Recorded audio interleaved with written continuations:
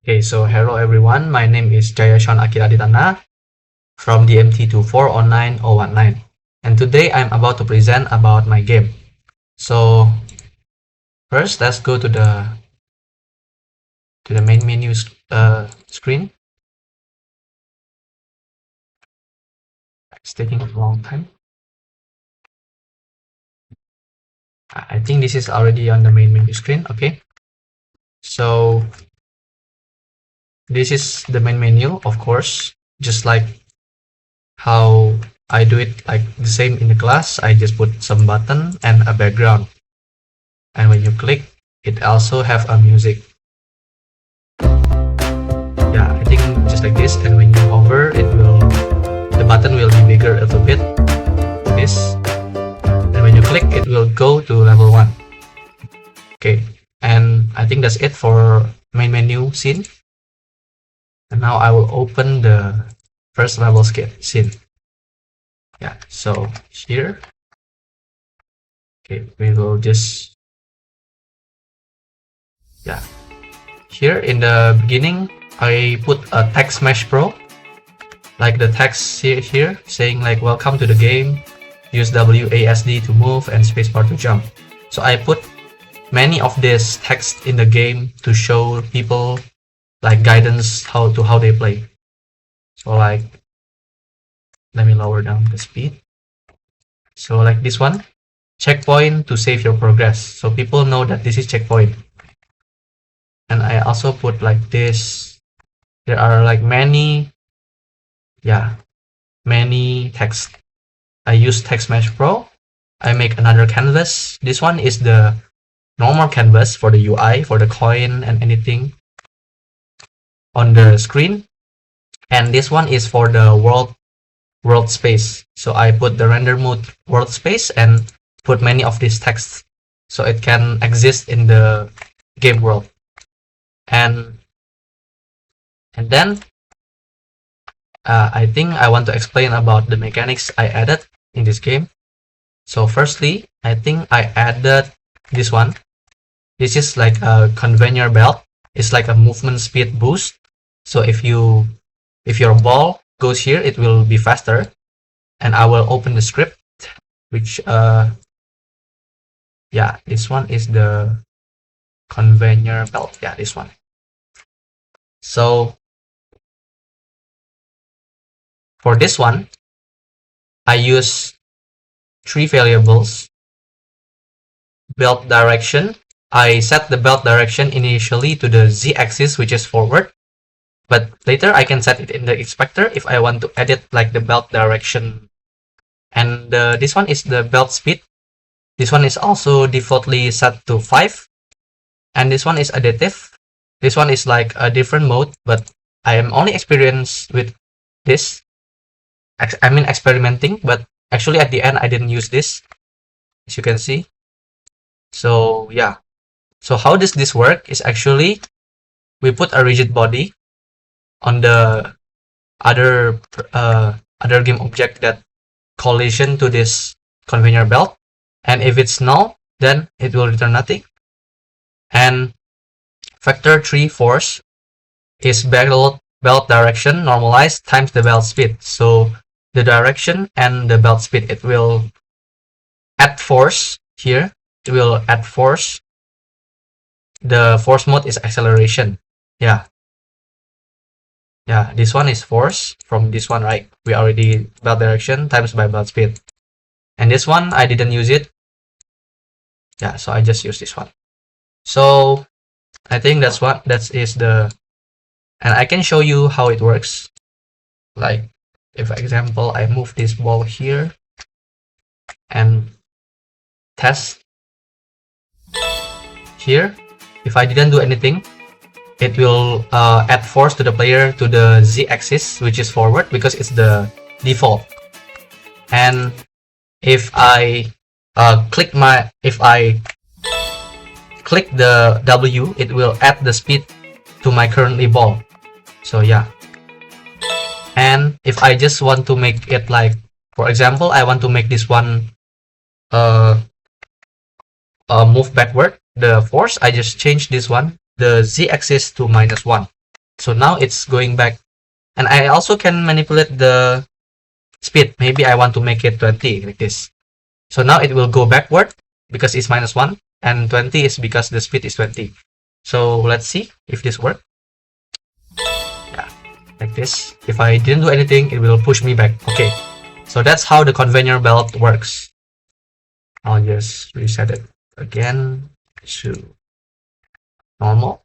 Okay, and next is I also have this one, or maybe I can just use this one. I can just use, yeah, this one is the checkpoint, right? In the checkpoint, I put it tag as checkpoint here, and I put the script in the flag. I put a script, checkpoint script, with an audio source that I attach. So each time the player hit the collider, which I set to trigger this box collider, you can see the green. I make it white on purpose, so if people didn't actually click the flag, they will still respawn on the checkpoint. So it doesn't have to be very precise. And I put my own sound effect for the checkpoint. It's actually not this one. I forgot to change. Yeah, it's actually this one. So, and I set the play on awake, of course, to off because I don't want it to be playing. Okay. So now if I will demonstrate. I spawn here, right? Initially, it will save my initial position, which I started from here because I put in the Unity editor here the ball. But if I go here, the flag, and if I die, I can just click R to respawn. I add a key shortcut, and it will respawn to the checkpoint because I already set here. I already attached the checkpoint script, which in here I can show you the checkpoint script, which is where's the checkpoint script? Yeah, checkpoint script. Wait a second. Oh, it's the respawn script. Okay, so respawn script is this one. Here the logic is like this. So yeah, this one is the audio source, of course. For the sound, we make it public so we can attach audio to the object. And on trigger enter with collider other compare tag to player, it will play the sound. And if it's activated, it will return nothing because it's already activated. Like this is like only the first time the player colliding to the checkpoint, it will set the activated into true right here. But if you touch the checkpoint again after the activated is already true, it will return nothing. So in the ball controller here, we will take the component of ball controller, and if the ball is not null, then we will return this too. And we will go to the ball controller, set checkpoint, transform position of the ball. So here, yeah, this one, set checkpoint. The respawn position is taking the position right now of the ball controller. Yeah, so that's how it works basically. So every time you click the checkpoint, if you touch the checkpoint, I mean colliding with the trigger, it will set the ball current position into the checkpoint position, and if the player die, it will go back to the checkpoint position that is already assigned. So this is how it works, and I think that's how it works. And then I also have this one is the moving platform. I didn't have to explain. And I also add this one. This mechanism is the like a spring bouncing. So here, as you can see, this is a spring. So each time the player click the spring, I mean touch the spring.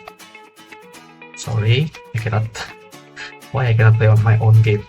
So if you jump here, and if you touch the top of the spring, it will bounce you. and play a sound effect. Okay. Yeah, so how does this spring works is I put a mesh collider, of course, on top of it, of the platform, the red thing, and I set it to convex. I put a spring bounce with an audio source, which is the toing sound, and I can manipulate the jump force here, like how high I want the force to be jumping. Like if I add this to example 100, when we play again, it will jump very high. Okay, as you can see here. Yeah, you see, it's very high. So I can edit it here because in the script of the spring bouncing, this one, we put it to public so we can edit in the inspector, and also put a public audio source for the sound. And on collision enter, collision with player, or anything with any object, because I also want other object can be bouncing on the, so I didn't put a specific compare tag. So AS play is for the sound, and if collision with any of the collision try to get component with a rigid body, it will add force, transform up, because we want it to go up, right? So transform up times the jump force that we already have. And this one is for, because initially if I didn't put this 100, it will be very low. So I really need to put it like 1500. So if I just times 100 here, I can just write 15 here. So it's like easier for me to develop the game. So that's how the spring works. And then what else? Yeah, I think, yeah, the button. I think button also the same like in the class lah. I do it. I only assign the button. Yeah, I think like here. I think in the button here we have a trigger button script that I assign the platform that I want to be triggered after I click this button. So I just drag this here. Yeah, and then whenever we click this button, this platform will be get activated like here. We will take this allow move. You can see, yeah, I will put 2 by 3 so you can see. This is initially allow move to be false, right? So if I click the button, and you can see at the top here, at the top view, the moving platform will be moving like this. I click this.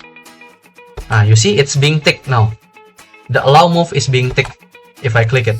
So now I can just set, if I want this to be a trigger platform, I will just turn off the allow move. But this one, these two, when we start the game, it's already moving because I tick the allow move to be initially already ticked. So in these two, you can see already ticked. This one also already ticked. So yeah, it's up to me. I want to make it which one to be trigger with button, which one is not. Okay, I think that's it for the button. And next, I also have a box that I apply a rigid body on it. So as you can see, this box have a rigid body with a mass of 0.2. Why I set it to 0.2? Because I want player can be push the box. And I assign a box collider to it, and also a box response script. For what is this box response script? So because of this box can be pushed, sometimes the player can push it like wrongly, like this example, and maybe they need to restart the game. So I will click R and the box will also respawn. And how does this big box respawn script works? It's also like similar to the respawn script, but so in the start, we will take the original position and original rotation of the box, and yeah, take it the current one. So whenever I put it on the Unity editor, it will just take the value from there and get the component of rigid body. And whenever it collision with other, like example platform, Oh yeah, this one I will explain in level 2 because it's not relevant right now. And if player touch the box, it will play the sound like they're pushing the box. And on collision exit, oh yeah, this one also on level 2, I will explain later. Yeah, this one, if whenever we want to reset the box, right, this function is reset box, we need to stop the movement first. So we need to set the vector 3 to 0 and also 0 for both linear and angular velocity. And then after that, then we can teleport back to the original position and rotation for the box. So this is how it works. Yeah. And if I push the box, you will hear like something sound like pushing the box. So you hear that? Yeah, it's like something sound. Okay, I think that's the only mechanic in this. Oh yeah, I also put key for level 1. Okay, so here, for example, if we want to, yeah. So this is a key. I also attach a rotating coin script to it so it can rotate the key. And when you click, you will get it, right? And when you go to the final island on level 1, you can see here you will need a key for this one. So if I touch the lock with my key that I already have, it will be gone. And I go in, then I can go to level 2. But I will explain first how does this work. So we will first look at the key. Yeah, I attach a rotating coin only on this one and put a sphere collider as big as the key. I think that's the only explanation. And for the lock and for the door here, if I don't have any key, I will not be able to go in because I attach a new variable to the ball controller in the script here. I will open the ball controller. I think, yeah, this one. Yeah, this one. So private boolean have key is equal to false. So initially the have key is initially become false, and I make sure again one time put in the start. So in the start the have keys have to be false, and if the player trigger enter the key here, have key will become true, and it will play the sound, and it will destroy the key. And what happens if the have key is true? In the collision enter for lock, this one lock, if the have key is true, then destroy the lock. It's as simple as that. And if have key is true, then we can touch the door and go to the next level. Why I add this on the door as well? Because I don't want any bug that people can go inside the door without opening the lock. So I have to make sure they also have the key before going to the, yeah. And I also put the have key is equal to false back in the door, not in the lock, because if I put it here, then this will not work. So yeah, that's how it works.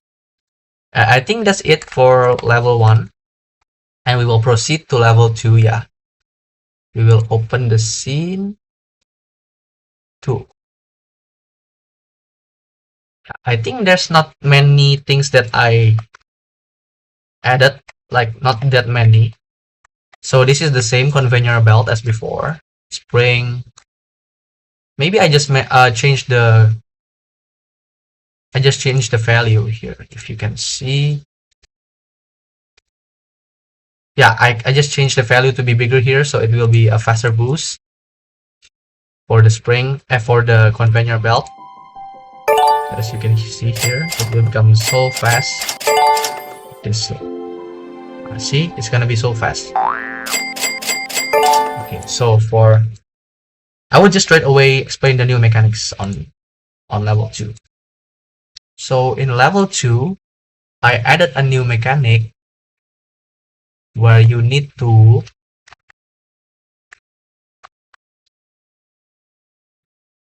here.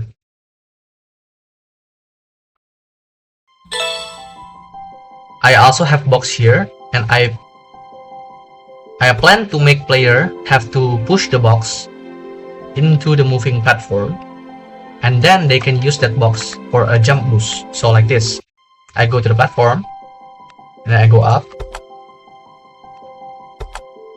and then I can push this box to the moving platform. This one is kind of hard. I will just show it like this. Okay, and then you can jump.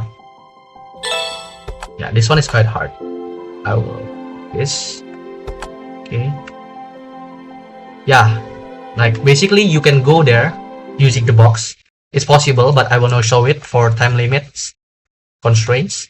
So what I did to the box is, if you remember last time, in the box respawn, I add this one, right? If it's touching, it's collision enter with a tech platform, which is the moving platform, it will become the child of the platform. So in this way, the box will be attached to the platform and moving with its speed. It's the same. It's basically the same thing of what we applied in the class with the ball. The ball also become the child of the platform whenever it touches it. So I just apply the same principles to the box. So now it doesn't, glitching because of the gravity and types of things. And I think that's it for the box. And then I also added a rolling spike. So I will just skip till here. And as you can see, they will spawn like, yeah, this one, you see? Rolling spike. And what I do to make it like that is, first I make one rolling spike and I hide it here. This is like the game prefab, and in this game prefab I have the script and a rigid body. And in the spike spawner, I put two spike spawners, so you can spawn two spike spawners at the same time. And in the spike spawner, I have a spike spawner script. So basically, in the spike spawner script, I just drag the spike to the slot, spike prefab. So it will instantiate. If you can see in the, I will save this, and yeah, here in the public game object spike prefab, this is for the spawn interval, like seconds between each spawn, destroy after how many seconds, and this is a timer. And timer is using time delta time, and it will increase each time. If timer is more than or equal to spawn interval, it will spawn a new spike, and it will set the timer to 0. So this is like the timer to spawn another spike. So I put it on update, yeah. And I also have a function, which is this one, spawn spike, being called here. And this is the function. We will game object spike instantiate. Instantiate is like spawning an object. So I will instantiate the spike prefab with the transform position and rotation of the spike prefab. And I will destroy it after how many seconds. So destroy spike after. Yeah, destroy after this seconds. So destroy spike after, depending on this value. Yeah. And in the rolling spike, I put a rigid body, and if touching player, the player have to respawn. It will call the function of ball controller, which is respawn. And if destroy self is called, then destroy the game object. As easy as that. As simple as that. And we will move on to the next one. This one is actually quite interesting. So I come up with the solution myself. So I noticed that moving platform is like putting point A and point B, and they just move from A, B again, right? So I just apply the same script on this one, on the saw. So I just apply a moving platform script, and my make my own start point, end point, and this one also starting point, ending point. And what I make different from moving platform is I put an animation here, so I can show like here. Yeah, I add a rotation, so it will be animating. So now, oh shit, wait, sorry, I put it wrong. So let me, yeah, here. So now you can see there's an animation of the saw, yeah, like that. Now it's just moving like that. Yeah, basically like that. And I think that's it for the saw. I don't have to explain much. And I also added this one. Yeah. I know in the class we can already initially double jump, but I don't think that's interesting because I want it to be challenging. So initially I set the ball to not be able to double jump. So as you can see in the player inspector, I set the double jump to not be able in the ball controller here, if you see. I set initially ball double jump is false, except it touch a power up. It trigger a power up. Now this one, we will set double jump to true, and ball jump I will add 2 value to double jump, only for the sake of this level. So you can see initially the ball cannot jump. No matter how many times I click the space, it will only jump 1 time. But when you click the star, now you can double jump, and you can finish this level. Yes. Yeah, basically you just double jump to the top here. Yeah. And after that, I also want to show, maybe I will just copy this star here for demonstration purposes. Okay, wait. I will copy this.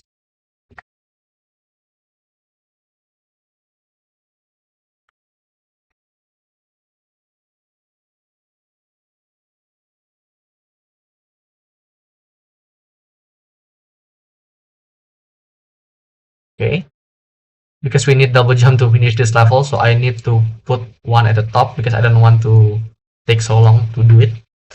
And yeah, after you, okay, I don't know what happening, but I think something is, yeah, we will just take the power up.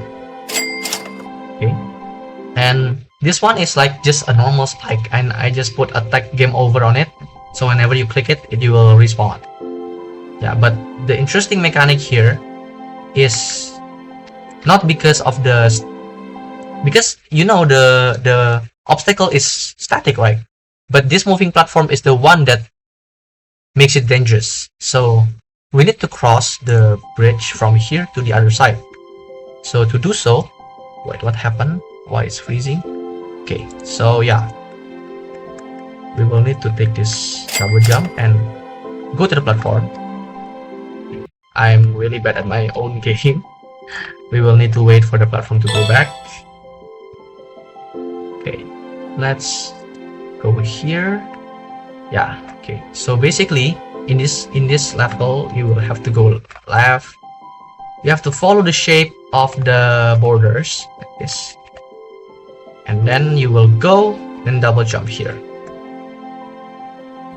Yeah, that's basically how this level stage works. And this one is just, yeah, for satisfying reason, I just make it so that at the end of the game the player will be able to just smash on the wall and gives the winning, you know, feeling or something. I don't know. Yeah, so just like that. And you might be asking why the spike doesn't kill the people, because I put the box collider only at the box, not on the spike, because I think it's really hard for players if the spike is actually the one that makes them die. So I just make it a little bit easier for them. Yeah. And in this one, I also attach a box respawn and a rigid body, so you can just crash to it. Yeah, just like that. And at the end, there's nothing special, just a normal door that teleports you to the winning scene. Yeah, there's nothing special. I just put a finish line tag on that last door and just game instance finish. And finish is actually just teleporting you to the final scene. So let's end this. Yeah. So I can just bring my player to the end like this. Okay. So let's end this presentation. Yeah. We click the door. Yeah, and this is the ending screen. You can choose to play again or exit the game. And if you click play again, it will work and will reset the coin to 0. Yeah. So basically, I think I will show a little bit for the final scene. Only a little bit. I will show here. So for this coin icon, I put in the canvas image and I just put the coin. Yeah, just put the coin. This one, coin PNG, yeah. I just put it on here. Yeah. I think, yeah.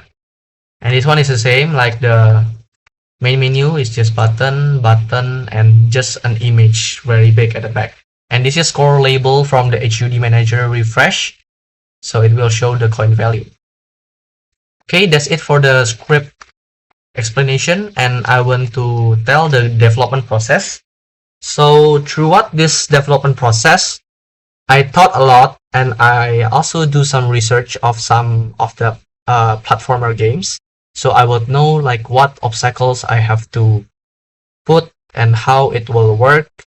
And I think I also have some experiences on playing similar games like Stumble Guys, Fall Guys, and I think it's pretty fun, the development process, but it took very long. So I developed this game for like 1 week or so, and my first intended, when I'm searching for the asset for this game, I was thinking like I want to make the game is like a very chill and happy vibe.